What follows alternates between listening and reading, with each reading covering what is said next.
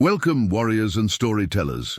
Before we begin this epic tale from the frozen lands of the north, help me grow this channel by hitting that like button, subscribing for more Norse mythology and dragon stories, and tell me in the comments where in the world you're watching from.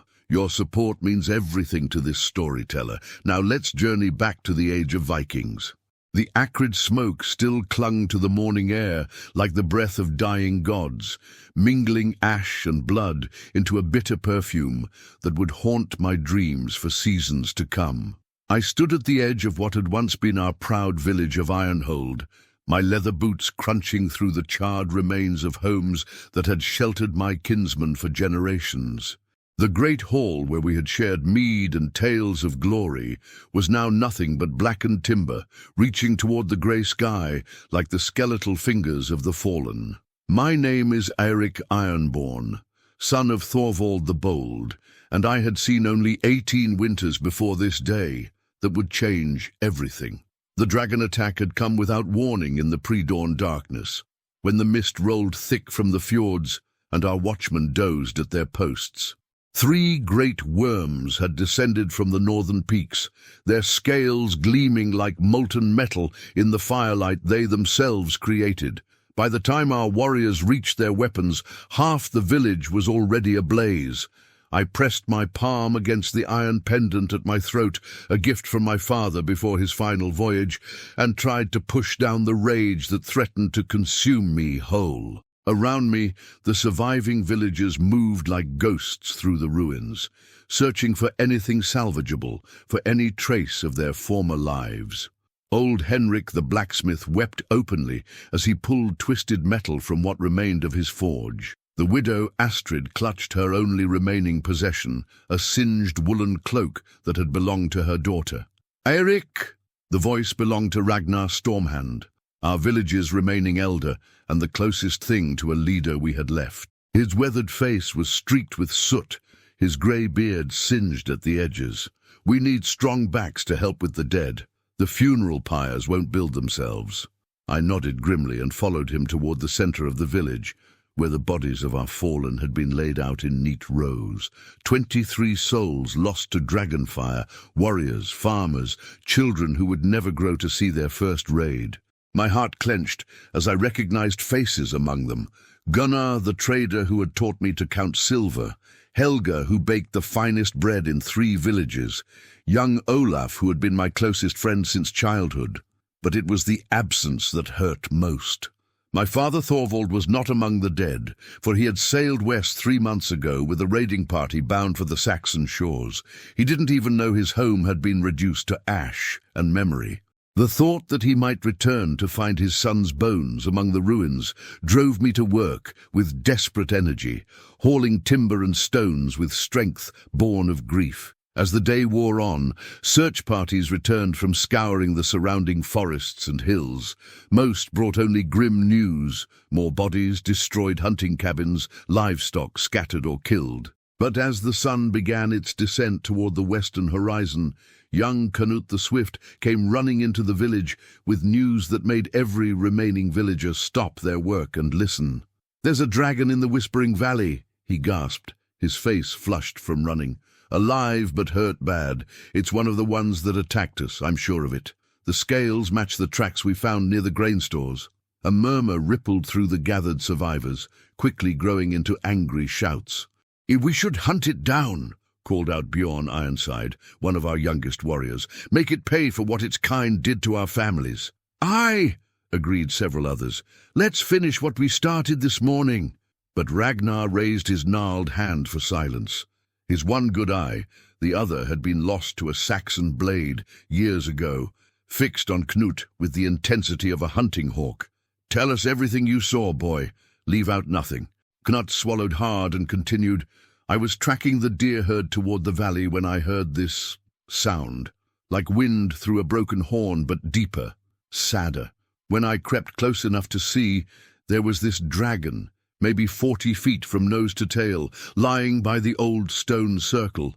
Its left wing was torn something fierce, probably from our spear throws this morning.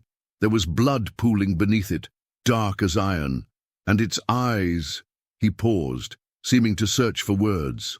Its eyes looked intelligent, like it was thinking, planning maybe.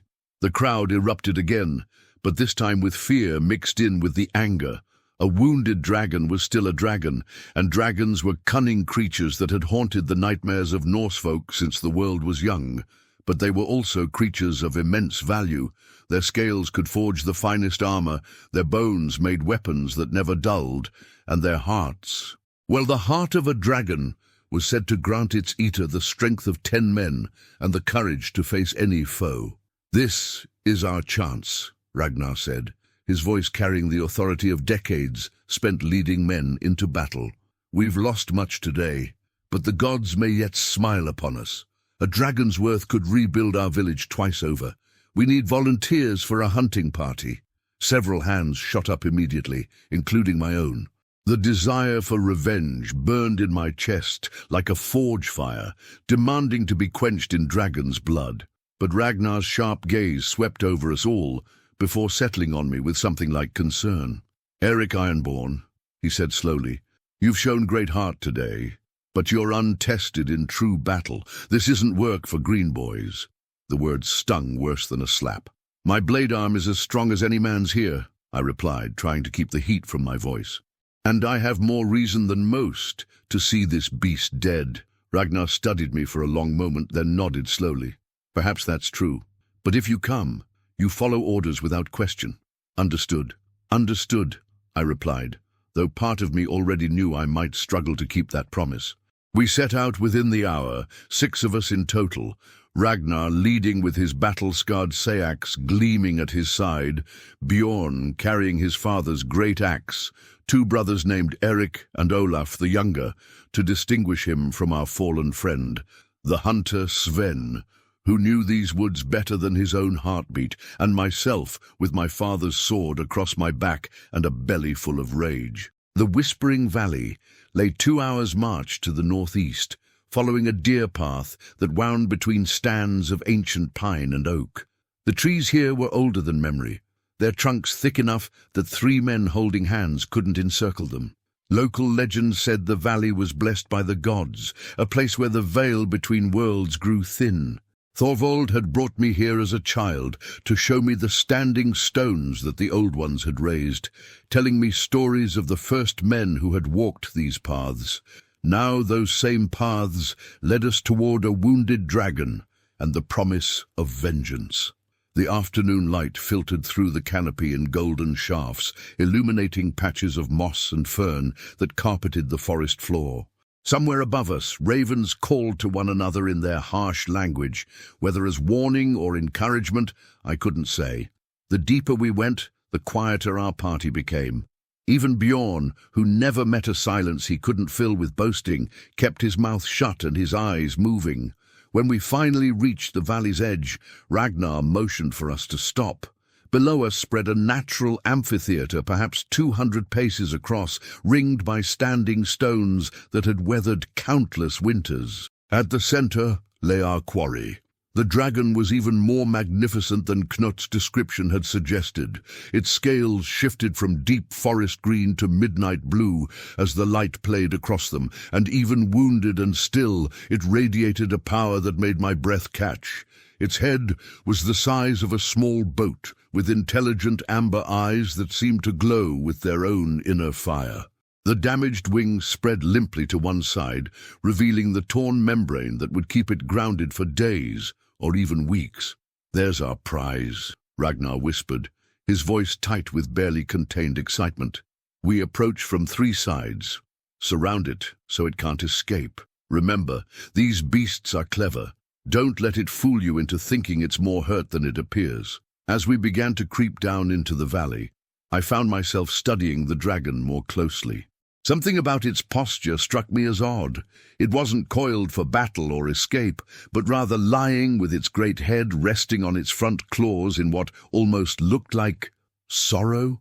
The thought was ridiculous, of course. Dragons were forces of destruction, not creatures capable of genuine emotion. Yet I couldn't shake the feeling that this wasn't what it appeared.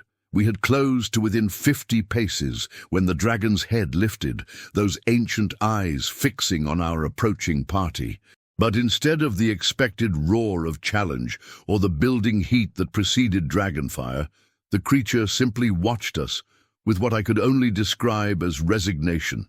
No aggression, no fear, just a kind of weary acceptance that made something twist uncomfortably in my chest. "Now!" Ragnar shouted, and we charged as one. But as I ran forward with my sword drawn and my heart hammering against my ribs, I found myself slowing. The dragon made no move to defend itself, didn't even lift its head from its claws. Up close I could see the extent of its injuries, not just the torn wing, but dozens of spear wounds and burns from our morning's defense. Blood, dark as rich earth, pooled beneath its massive form. The others reached striking distance before I did, their weapons raised for killing blows. But I found myself stopping entirely, just as Ragnar's sayax touched the dragon's neck. The great amber eye nearest to me swiveled to meet my gaze, and in that moment I saw something that shook me to my core. Recognition.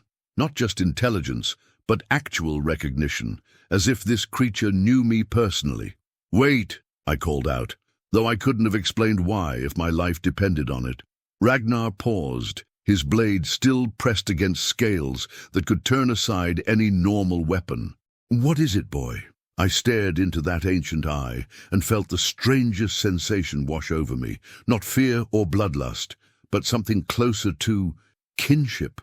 The feeling made no sense, but it was so strong it nearly drove me to my knees. "Something's not right here," I said, my voice sounding strange to my own ears. "Look at it. Really look. When has any dragon ever faced death without a fight?"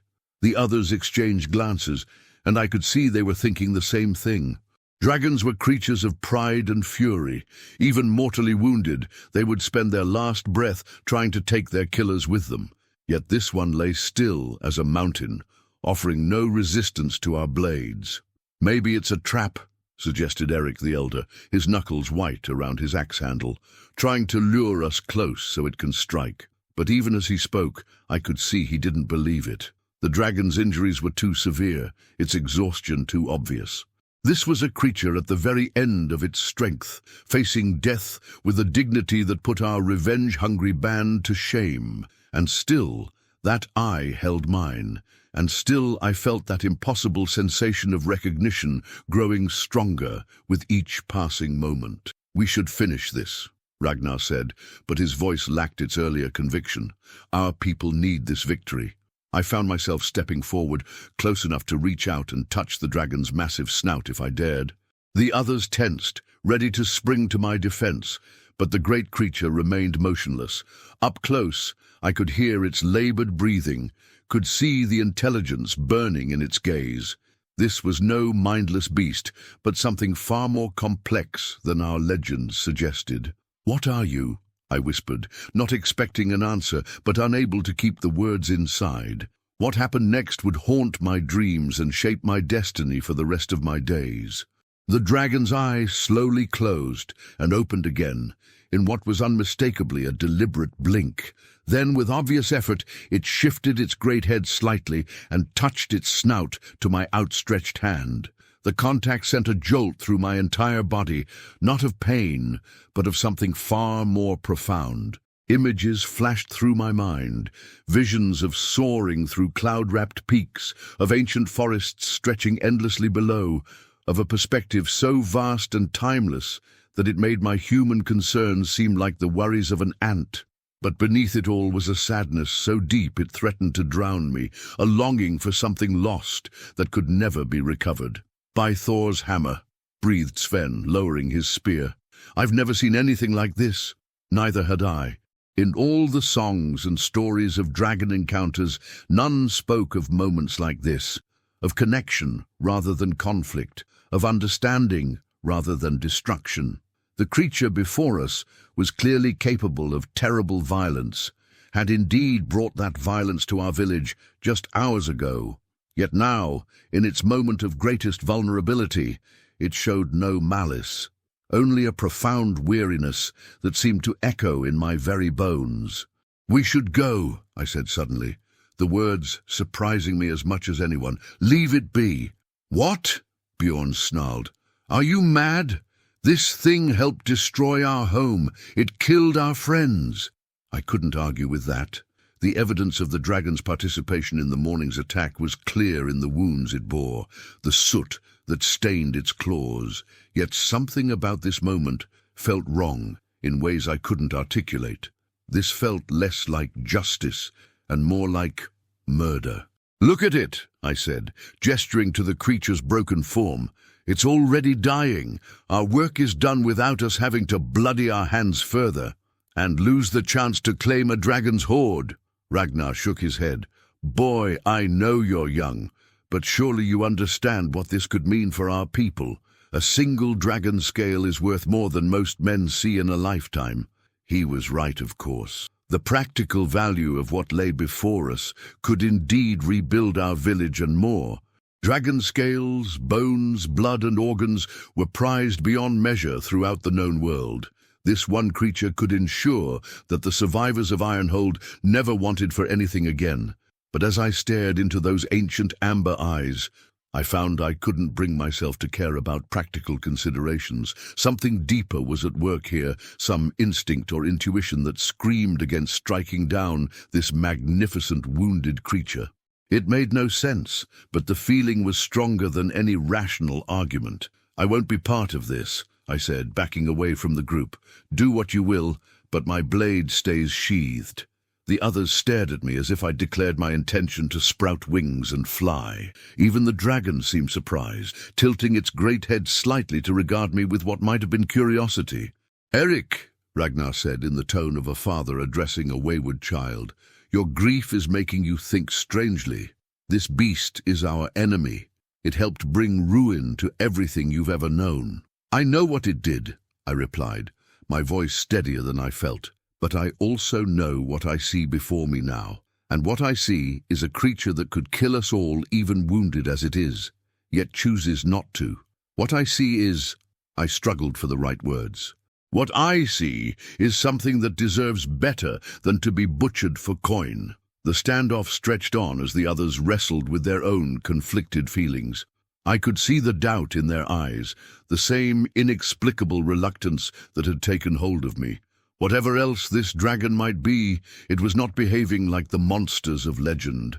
Finally, young Olaf the Younger lowered his axe completely.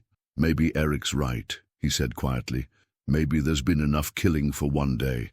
One by one, the others followed suit. Even Ragnar, after a long moment of internal struggle, stepped back from the dragon's neck and sheathed his seax.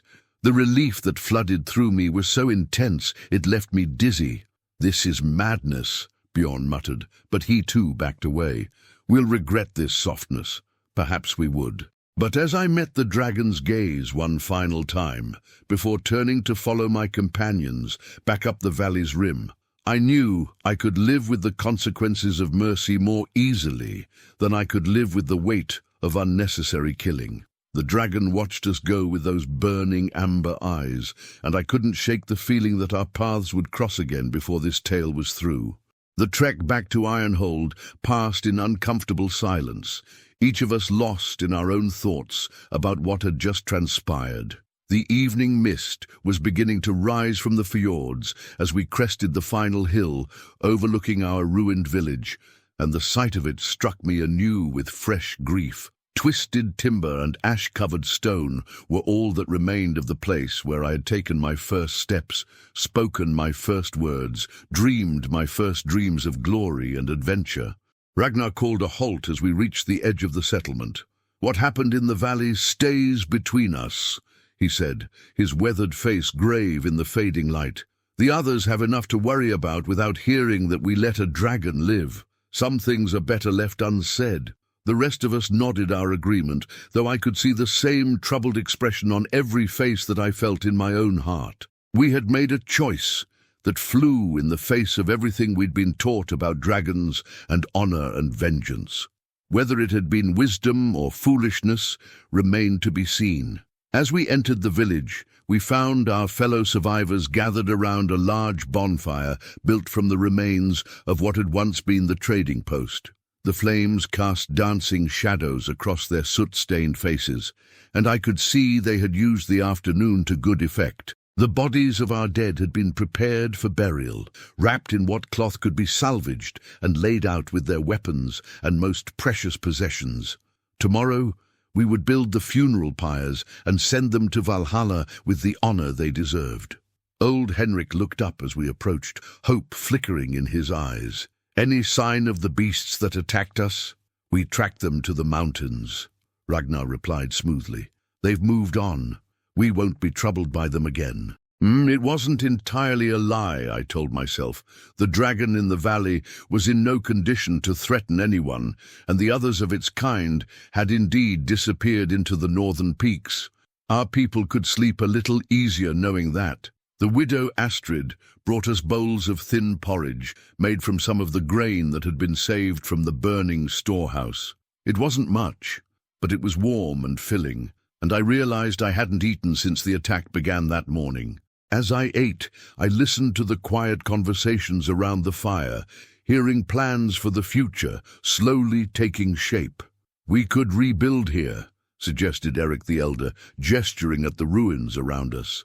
The foundation stones of the hall are still solid. It would take time, but this land is good. With what? Countered Sven. We lost most of our tools in the fire. The livestock are scattered or dead. Winter's coming, and we have nothing set aside to see us through the cold months. Then we leave, said young Knut. Find passage to other lands. Start fresh somewhere the dragons can't find us. The debate continued as the fire burned lower, voices rising and falling with the emotions of people who had lost everything and didn't know what came next. I found myself only half listening, my thoughts drawn back again and again to those ancient amber eyes and the moment when the dragon had touched my hand. The memory of that contact still sent strange shivers through my body, as if something fundamental had changed in me during that brief connection. Eventually, exhaustion won out over anxiety, and people began to drift away to whatever shelter they had managed to construct from the debris. I wrapped myself in my father's old cloak, one of the few possessions I'd managed to save from our burning house, and settled down near the dying embers to try to find some rest. Sleep came fitfully, filled with strange dreams that seemed more like memories than products of my imagination. I soared through mountain valleys on wings that cast moon shadows on the peaks below, felt the ancient hunger of the hunt burning in a belly that could swallow whole cattle. But underneath it all was that same profound sadness I had sensed in the wounded dragon, a longing for something lost that turned the joy of flight into mere duty. I woke before dawn to the sound of voices raised in alarm. Sitting up quickly, I saw several of our watchmen running toward the center of the village, shouting for everyone to wake. My first thought was that the dragons had returned to finish what they'd started, and I reached instinctively for my sword. But as I struggled to my feet, I realized the voices weren't crying warnings of attack. Instead, I caught fragments of words that made no sense. Ships, in the fjord, dozens of them. Raiders. My blood turned to ice water in my veins. Dragon attacks were terrible enough, but at least they were brief. A raiding fleet meant prolonged siege, capture, slavery or death for anyone who couldn't fight effectively. In our current weakened state, we would be helpless against even a small war band. I ran toward the commotion, joining the crowd that had gathered around Bjorn, who was gesturing wildly toward the water. In the pre-dawn darkness, I could just make out the silhouettes of longships drawn up on the rocky beach below our village. Too many to count quickly, their dragon-proud profiles unmistakable against the lighter sky. "How many?" Ragnar demanded, his voice tight with controlled fear. "I counted at least 15 ships before I stopped looking," Bjorn replied. "Maybe more. They came in during the night, quiet as death. No war cries, no horn calls. They're planning something." A murmur of fear rippled through the gathered villagers. 15 ships could carry perhaps 300 warriors, more than enough to overwhelm what remained of Ironhold's defenders. We had maybe 20 men capable of bearing arms, and half of those were injured from the dragon attack. "We should run," whispered the widow Astrid, clutching her surviving child close. "Take what we can carry and flee into the forests." "And go where?" Ragnar shook his head grimly. They'll have scouts watching the passes. We'd be hunted down like deer.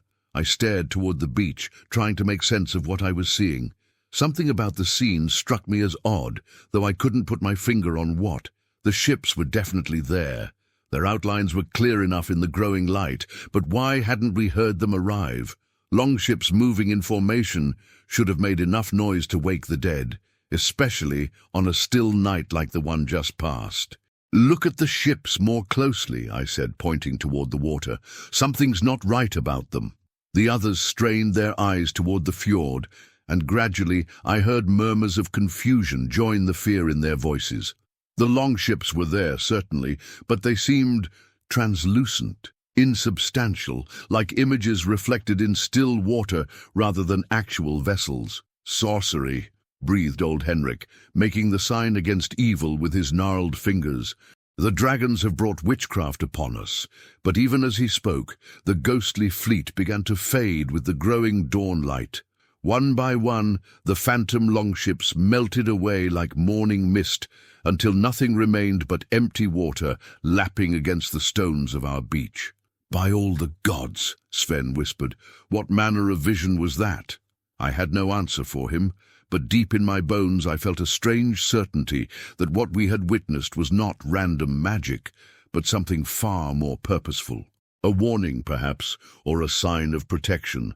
The timing seemed too convenient to be mere coincidence, appearing in the wake of our encounter with the wounded dragon, vanishing with the dawn like something out of the old stories. The rest of the morning passed in nervous tension as we tried to make sense of what we had seen. Some of the villagers were convinced we had witnessed an omen of coming disaster.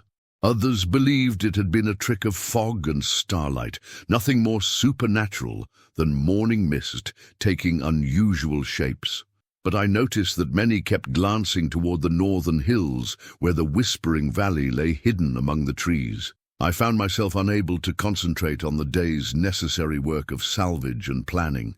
The Phantom Fleet troubled me deeply, not because I feared it, but because it felt significant in ways I couldn't grasp. Combined with yesterday's encounter with the dragon, it suggested forces at work beyond my understanding. As the afternoon wore toward evening, I made a decision that probably should have frightened me more than it did. Claiming a need to check the snares Sven had set in the nearby woods, I slipped away from the village and made my way back toward the Whispering Valley.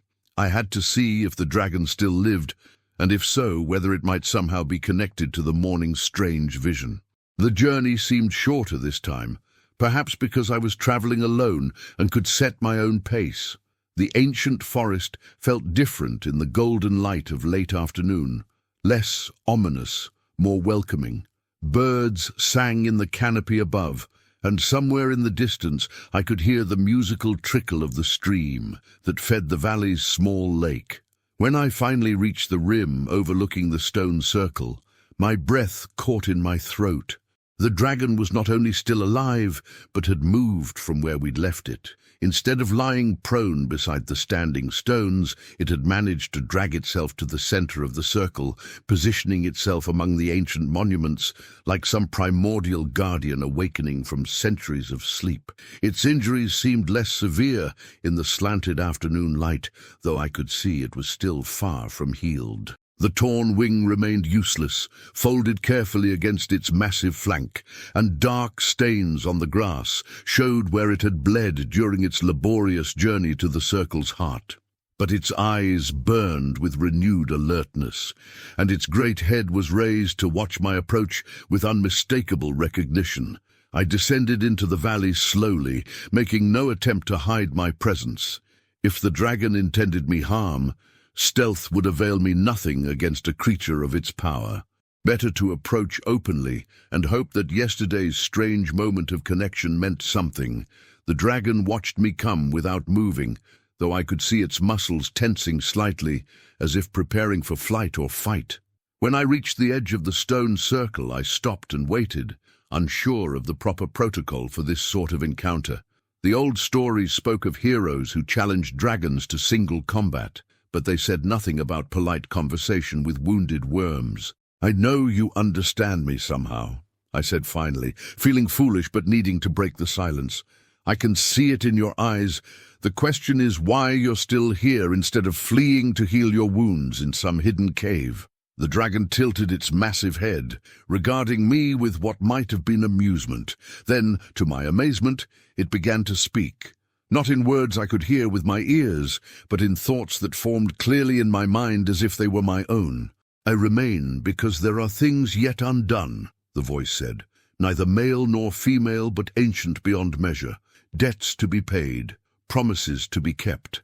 The shock of hearing that mental voice nearly drove me to my knees. Dragons in the sagas sometimes spoke, but usually only to issue challenges or make demands. This felt different, more like the communication between friends than the threatening words of a monster. "What promises?" I managed to ask aloud. "The promise every father makes to protect his child," came the reply, "even when that protection must come from beyond the grave." The words hit me like a physical blow. I staggered backward, my mind reeling with implications I couldn't quite grasp. "What are you saying?" The great dragon lowered its head until we were eye to eye, and in those ancient amber depths I saw something that made my heart skip. A warmth, a familiarity, a love so profound it transcended the boundaries of species and form. "You know me, Eric Ironborn," the voice whispered in my mind. "You have always known me. I am the one who taught you to hold a sword, who told you stories of distant lands and ancient heroes, who promised to return from his final voyage no matter what the cost." "No," I breathed, backing away further. "That's impossible. You're a dragon. You attacked our village. You killed innocent people." "I am what death and the will of the gods have made me," the dragon replied sadly. "The form matters less than the spirit within. As for the attack, that was not my doing, though I was compelled to participate. The ancient laws that govern my kind left me no choice in the matter. My legs gave out, and I found myself sitting hard on the grass, staring up at the creature that claimed to be my father. It was madness. It was impossible. It violated everything I thought I knew about the world and the nature of life and death, and yet, deep in my heart, I knew it was true. The dragon, my father, settled down beside me with surprising gentleness for something so massive. Up close, I could see details I had missed before. Scars that matched wounds I remembered from Thorvald's living body. Subtle mannerisms in the way it moved its head that were achingly familiar. Most convincing of all, I could feel the same paternal warmth radiating from it that had comforted me through childhood nightmares and adolescent fears. "The phantom ships you saw this morning," Thorvald continued, "those were the real raiders. The dragon attack was meant to weaken your defenses so they could sweep in and take the survivors as slaves. But I turned my kin away from their purpose, convinced them there were richer prizes to be found elsewhere. The ghostly fleet was all that remained of their thwarted plan." "But if that's true," I said, struggling to process this revelation, "then you saved us. All of us." "I did what any father would do," he replied simply. "Though the cost was higher than I expected. My wounds are not just from your people's spears, but from the battle I fought against my own kind to turn them from their path. Dragon may not easily kill dragon, but we can certainly damage one another severely." I sat in stunned silence, trying to reconcile the creature before me with the memories I cherished of my father. Thorvald the Bold had been a warrior and explorer, a man who laughed easily and loved deeply. This dragon possessed the same essential spirit, but wrapped in a form that spoke of ancient power and terrible responsibility. "Why didn't you tell us yesterday?" I asked. "Why let us think you were our enemy?" "Because you would not have believed it, and the knowledge would only have brought you pain," Thorvald said. "Better to let you think me dead and gone than to burden you with the truth of what I have become. But when I saw you choose mercy over vengeance, when you stayed your hand despite every reason to strike, I knew you had the strength to hear the full tale." The sun was setting behind the western peaks, painting the sky in shades of gold and crimson. In the gathering twilight, my father's draconic form seemed less alien, more natural. Perhaps it was simply that my mind was adapting to the impossible. Or perhaps the fading light made all truths easier to accept. "What happens now?" I asked. Can you ever change back? This form is mine until the end of days, he replied. The transformation that preserved my spirit came at the price of my human flesh. But that does not mean we cannot be family still, in ways both new and old. As if to demonstrate, he extended one enormous wing to shelter me from the evening chill. The gesture was so patently paternal, so achingly familiar despite the alien form, that I finally broke down and wept for the first time since the attack began.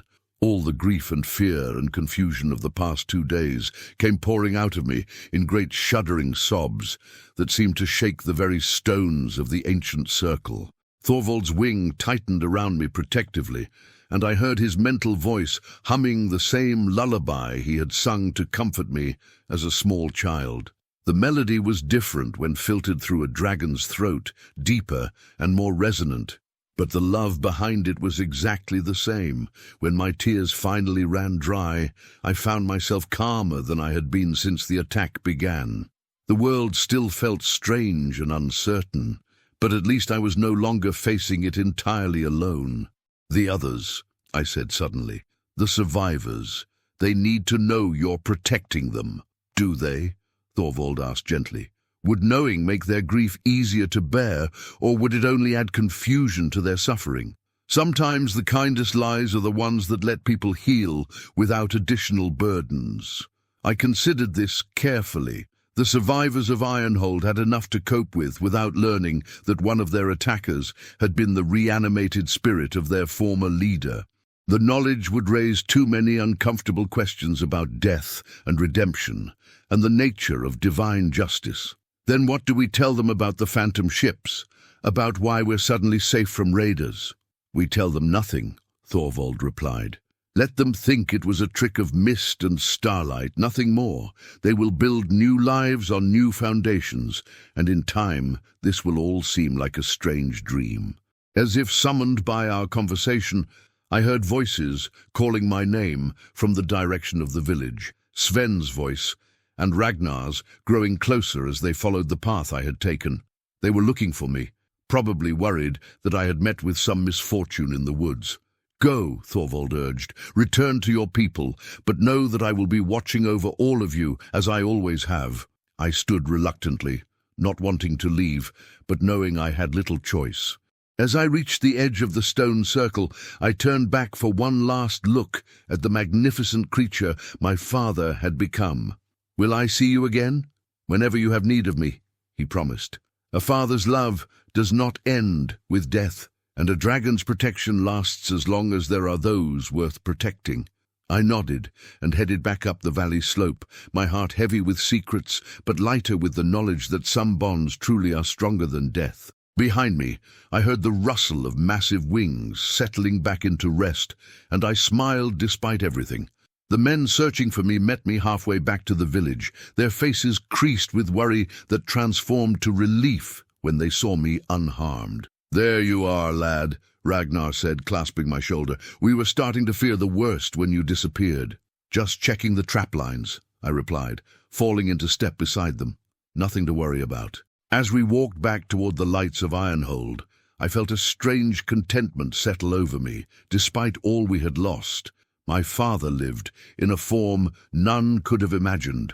Our village was protected by a guardian, the likes of which appeared only in the oldest songs, and I carried the knowledge that love could transcend even death itself, taking whatever shape was necessary to keep those we cherish safe. The rebuilding would begin tomorrow, but tonight we could rest secure in the knowledge that ancient eyes watched over us with the devotion only a father could provide.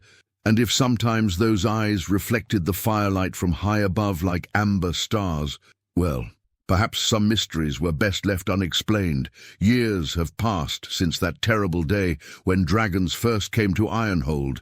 The village has been rebuilt, stronger and more prosperous than before. Young men who barely remembered the attack now have sons of their own, and the old stories have taken on the comfortable haze of legend.